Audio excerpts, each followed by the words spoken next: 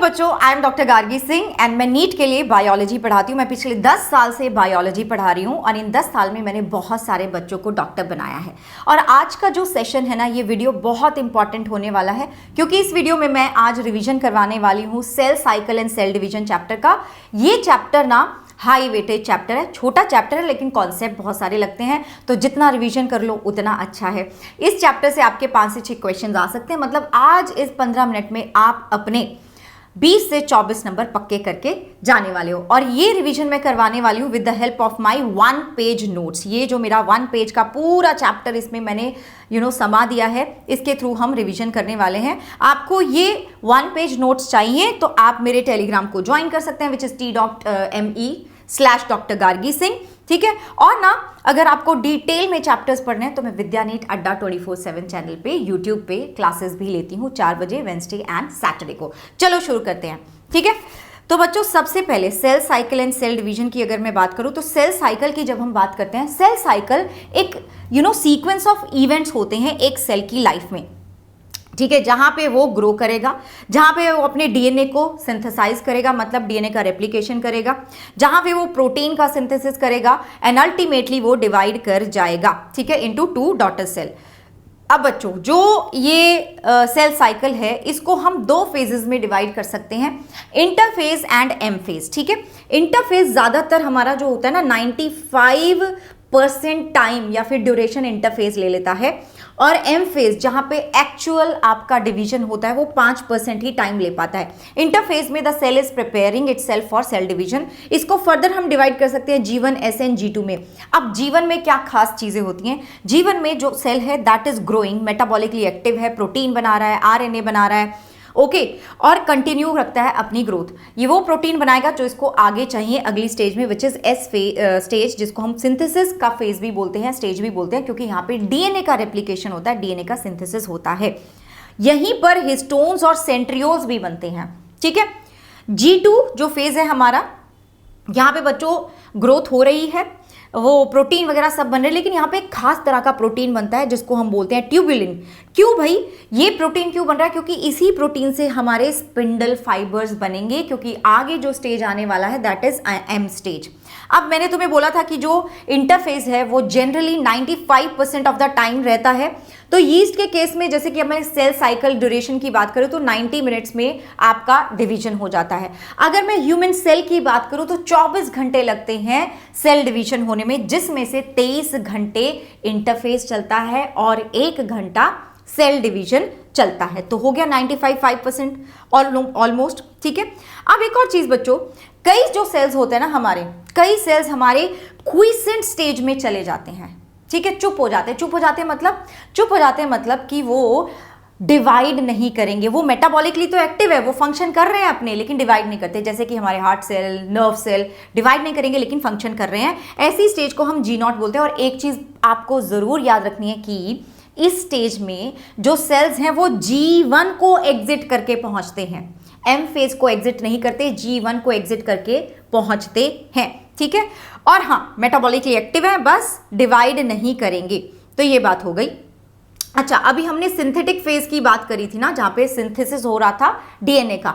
तो वहां पे भी एक क्वेश्चन पूछा जाता है कि भाई जब डीएनए का सिंथेसिस हो रहा है, जब डीएनए का रेप्लिकेशन हो रहा है, तो जो डीएनए है, डीएनए का जो अमाउंट है वो तो डबल हो जाएगा। मान लो अगर तुमने 2C से शुरू करा तो 4C हो जाएगा, लेकिन क्रोमोसोम का नंबर सेम रहता है। अगर तुम्हारे पास क्रोमोसोम 10 थे तो बाद में भी 10 रहेंगे, क्रोमोसोम का नंबर डबल नहीं होता है। अब हम आ जाते हैं एम फेज पे, जिसको बोलते हैं कि सबसे ज्यादा ड्रामेटिक फेज यही है। क्यों? क्योंकि यहीं पे क्रोमोसोम्स अलग होने वाले हैं, यहीं पे हमारा डिवीजन होने वाला है, किसका? न्यूक्लियस का, राइट। एंड एम फेज को हम 2 फेजेस में डिवाइड कर सकते हैं। एक जो न्यूक्लियस का डिवीजन होगा मतलब कैरियोकाइनेसिस, एक जब पूरा सेल अलग हो जाएगा मतलब साइटोकाइनेसिस। अब कैरियोकाइनेसिस को हमने 4 फेजेस में डिवाइड कर दिया है, prophase, metaphase, anaphase and telophase. Prophase में क्या होगा बच्चों?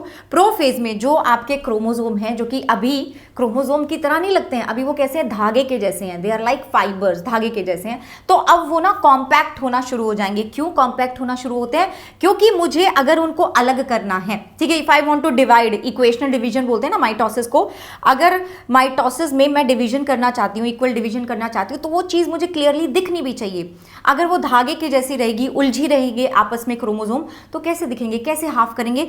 तो इसलिए सबसे पहला जो यहाँ पे स्टेप होने वाला है प्रोफेज में, that is going to be the chromatin material compact होना शुरू हो जाता है और न्यूक्लियर मेम्ब्रेन डिसअपियर हो जाएगा।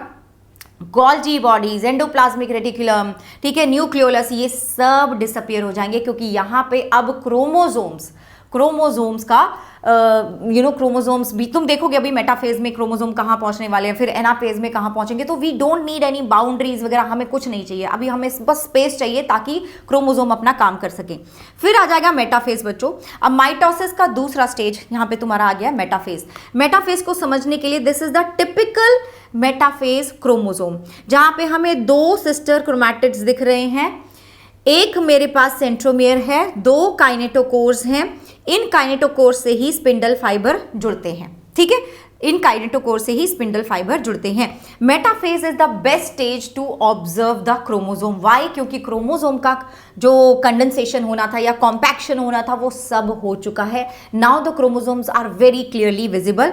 और ये जो मेटाफेज का स्टेज है ना, यहाँ पे क्रोमोसोम बिल्कुल सेंटर में आके अलाइन हो जाते हैं और इसको हम बोलते हैं मेटाफेज प्लेट या फिर इक्वेटोरियल प्लेट, ठीक है। तो यहाँ पे ये अलाइन हो चुके हैं।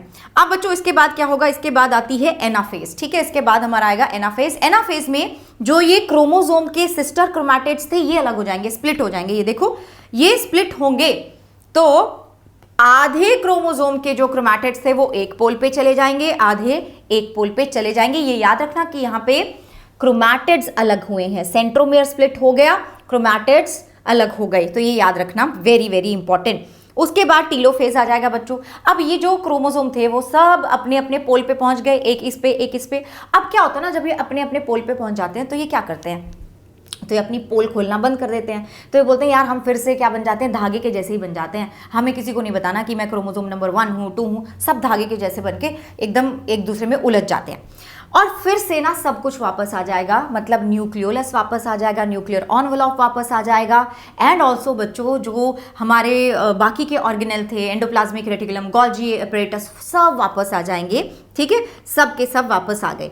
अब इसके बाद क्या होता है ना, इसके बाद आएगा हमारा साइटोकाइनेसिस, जहां पे मैं सेल्स को अलग करूंगी।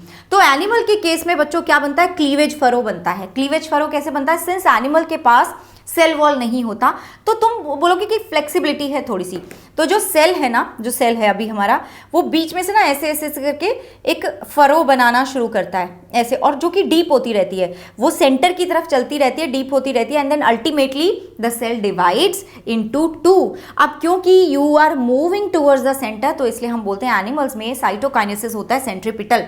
अगर मैं प्लांट्स की बात करूं तो प्लांट्स रिजिड सेल वॉल है उनकी, तो वहां पे तो ये जो क्लीवेज फरे है ये नहीं बन सकती, तो वहां पे सेल प्लेट बनना शुरू होती है इधर, ठीक है, सेल प्लेट बनना शुरू होती है। एंड सेंटर से शुरू हुई तो वो बाहर की तरफ जाती है, बाहर की तरफ जा रही है तो दिस विल बिकम सेंट्रीफ्यूगल। तो प्लांट के केस में इट इज सेंट्रीफ्यूगल, ठीक है। दोनों अब अपना साइटोकाइनेसिस हो गया, 2-2 सेल्स हमारे पास बन चुके हैं। अब अगर कभी ऐसा हो जाए कि साइटोकाइनेसिस ना हो तो मल्टी न्यूक्लिएट सिंसीशियम कंडीशन बन जाती है, जैसे कि कोकोनट जो वाटर जो होता है, that is also an example of this syncytium. Significance क्या है, माइटोसिस का ग्रोथ करवाएगा, मल्टीप्लिकेशन करवा रहा है तो ग्रोथ करवाएगा। प्लांट के केस में मेरिस्टेमेटिक टिश्यू जो है वो कैसे डिवाइड हो रहा है, इसी की वजह से डिवाइड हो रहा है। डिप्लॉयड सेल्स बनवाता है ये। देखो मोस्टली तो हम इसको बोलते हैं कि डिप्लॉयड सेल तक ही रेस्ट्रिक्टेड है, but in case of honey बीज, मेल्स के केस में ये हेप्लॉइड में भी हो रहा है। And also in case of plant का जो गैमेटोफाइट होता है उसमें भी ये हेप्लॉइड में होता है। और क्या करेगा, रिपेयर करेगा। हमें चोट लग जाती है तो रिपेयर कौन कर रहा है, यही कर रहा है। और बच्चों ये और क्या करेगा, ये हमारे जेनेटिक कैरेक्टर्स को एज सच प्रिजर्व कर रहा है, क्योंकि यहाँ पे कोई रिकॉम्बिनेशन नहीं हो रहा। और ये रिस्टोर करता है न्यूक्लियोसाइटोप्लाज्मिक रेशियो को, ताकि सेल प्रॉपरली काम कर सके। अब मूव करते हैं मायोसिस, जिसको हम रिडक्शनल डिवीजन बोलते हैं। यहां पे क्रोमोसोम का नंबर हाफ हो जाएगा। अब इसको ना हम we will study this in 2 parts, एक तो मायोसिस 1 और एक मायोसिस 2। तो मायोसिस 1 को हम डिवाइड कर देंगे। देखो मायोसिस 1 एंड 2 है, मायोसिस 2 के बाद हमारे पास 4 सेल्स हमें मिलेंगे, वो क्या होंगे, हेप्लॉइड होंगे, they are going to be haploid. अब meiosis 1 which is the most important, क्योंकि यहां से आपके 2 क्वेश्चन तो मिनिमम आ ही सकते हैं। यहां पे बच्चों मायोसिस 1 में प्रोफेज 1 से ही शुरू करेंगे, स्टेजेस वही रह रही है, लेकिन prophase 1 is the largest stage, the longest stage, तो इसको अपनी कन्वीनियंस के लिए हमने 5 सब स्टेजेस में डिवाइड कर दिया है। और उसको याद कैसे रखोगे तुम? लता जरा पानी दे दो, leptotene, zygotene, pachytene, diplotene and diakinesis. Leptotene में क्या होगा बच्चों? प्रोफेज 1 के लेप्टोटीन में क्या होगा? जो क्रोमोसोम है दे विल स्टार्ट कंडेंसेशन शुरू हो जाएगा, तो वो थोड़ा थोड़ा विजिबल होने लग जाएंगे माइक्रोस्कोप के नीचे। जाइगोटीन की बात करूं तो यहाँ पे जो हमारे होमोलोगस क्रोमोसोम्स होते हैं, होमोलोगस क्रोमोसोम माने वो क्रोमोसोम जिनका स्ट्रक्चर सिमिलर है, आइडेंटिकल नहीं है, सेम टू सेम नहीं है, कॉपी पेस्ट नहीं है, सिमिलर है। मतलब 23 क्रोमोसोम मुझे मम्मी से मिले, 23 क्रोमोसोम मुझे पापा से मिले, तो उन 23 क्रोमोसोम में क्रोमोसोम नंबर 1 और 1 जो मम्मी पापा से मिले, दोनों का स्ट्रक्चर सिमिलर होगा, आइडेंटिकल नहीं होगा। तो ये सिमिलर क्रोमोसोम्स ना पेयरिंग करते हैं जब मायोसिस होता है, तो जाइगोटीन में वो पेयरिंग होती है। और ये जो पेयरिंग है, किसी के साथ अगर आपकी किसी के साथ पेयरिंग हो रही है, ठीक है, तो कोई बंधन होगा ना, दोस्ती का बंधन होगा, प्यार का बंधन होगा, तो यहाँ जो बंधन होता है उसको हम बोलते हैं सिनेप्टोनेमल कॉम्प्लेक्स, जिसकी वजह से ये 2 क्रोमोसोम जुड़े रहते हैं। ओके बच्चों, अब क्योंकि 2 क्रोमोसोम जुड़े हुए हैं, देखो ऐसे करके 2 क्रोमोसोम जुड़े हुए हैं, 2 है ना, तो हम इसको बाइवेलेंट बोल सकते हैं, या फिर यहाँ पे मुझे 4 सिस्टर क्रोमैटिड्स देखने को मिल रहे हैं, तो इसलिए हम इसे टेट्राड भी बोल सकते हैं। अब एक और चीज सुन लो, ये जो 2 येलो में बनाए हुए हैं मैंने, ये दोनों सिस्टर क्रोमैटिड्स हैं, दीज आर सिस्टर क्रोमैटिड्स। और जो पिंक में बनाए हैं वो भी सिस्टर क्रोमैटिड्स हैं, क्योंकि सेम सेम है। लेकिन अगर मैं पिंक और येलो की बात करूं तो ये दोनों हो जाएंगे नॉन सिस्टर क्रोमैटिड्स, और crossing over non sister chromatids के बीच में ही होता है, या फिर होमोलोगस क्रोमोसोम के नॉन सिस्टर क्रोमैटिड्स के बीच में होता है, तुम ये बोल सकते हो। तो याद रखना, सिस्टर क्रोमैटिड्स में नहीं होता, कोई मतलब ही नहीं है, ये दोनों तो सेम ही है, क्रॉसिंग ओवर करके तुम क्या कर लोगे? कुछ भी नहीं कर पाओगे। So that is why. अब हम आगे चलते हैं, चलते ओके, ठीक है। पैकेटीन पे आ जाते हैं। पैकेटिंग इज द स्टेज जहां पे रिकॉम्बिनेशन होगा, जहां पे क्रॉसिंग ओवर होगा, जेनेटिक मटेरियल का एक्सचेंज होगा। इसी स्टेज पे टेट्राड थोड़ा अच्छे से दिखने लग जाता है, इसी स्टेज पे रिकॉम्बिनेशन नोड्यूल बनता है, इसी स्टेज पे रिकॉम्बिनेज एंजाइम आके डीएनए का एक्सचेंज करवाता है। देन कम्स द डिप्लोटीन, जहां पे हम देखते हैं कि काइजमेटा बनता है। काइजमेटा बनता है मतलब, देखो बच्चों, अब एक्सचेंज ऑफ डीएनए तो हो गया, अब पता है क्या होता है, यहां पे जो भी सिनेप्टोनेमल कॉम्प्लेक्स था वो खत्म होना शुरू हो जाता है, मतलब वहां से क्रोमोसोम अलग होना शुरू हो जाता है। लेकिन जहां पे एक्चुअली आपका क्रॉसिंग ओवर होता है ना, वहां से क्रोमोसोम अभी भी जुड़ा हुआ है, और वो जगह ना ऐसे एक्स शेप्ड लगती हैं, जिनको हम क्या बोलते हैं? Chiasmata. So these X shaped chiasmata are visible in diplotene. लेकिन यहां पे सिनेप्टोनेमल कॉम्प्लेक्स खत्म होना शुरू हो जाता है, डिसोल्यूशन हो जाता है। Then come the 5th stage which is diakinesis. यहां पे जो काइजमेटा है वो भी अलग होना शुरू हो जाएगा, जिसको हम बोलते हैं टर्मिनलाइजेशन ऑफ काइजमेटा। लेकिन पूरी तरह से अलग नहीं होगा, पूरी तरह से अलग क्रोमोसोम सिर्फ और सिर्फ एनाफेज में ही होंगे, उससे पहले नहीं हो सकते। अब बच्चों आएगा आपका डाइकाइनेसिस, क्योंकि प्रोफेज का लास्ट स्टेज है, तो यहां पे आपका जो न्यूक्लियोलस है, न्यूक्लियर एनवेलप है, गोल्जी एपरेटस वगैरह सब गायब हो जाएंगे।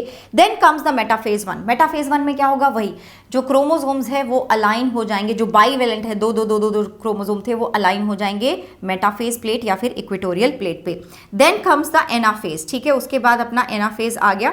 एनाफेज में क्या होगा? अब वेरी इंपॉर्टेंट, एनाफेज में होमोलोगस क्रोमोसोम्स अलग होंगे, क्योंकि अभी क्रोमोसोम जुड़े हुए थे तो होमोलोगस क्रोमोसोम अलग होंगे। जैसे ही होमोलोगस क्रोमोसोम अलग होते हैं वैसे ही तुम बोलोगे कि रिडक्शन डिवीजन हो चुका है, आपका जो सेल थे अब वो हेप्लॉइड हो चुके हैं, ठीक है। देन कम्स द टेलोफेज 1, फिर वही होगा, क्रोमोसोम अपने अपने एंड्स पे पहुंच गए, फिर से थोड़ा सा क्या होंगे, डीकंडेंसेशन हो जाएगा, न्यूक्लियर एनवेलप वापस आ जाएगा, एंडोप्लाज्मिक रेटिकुलम वापस आ जाएगा, न्यूक्लियोलस वापस आ जाएगा।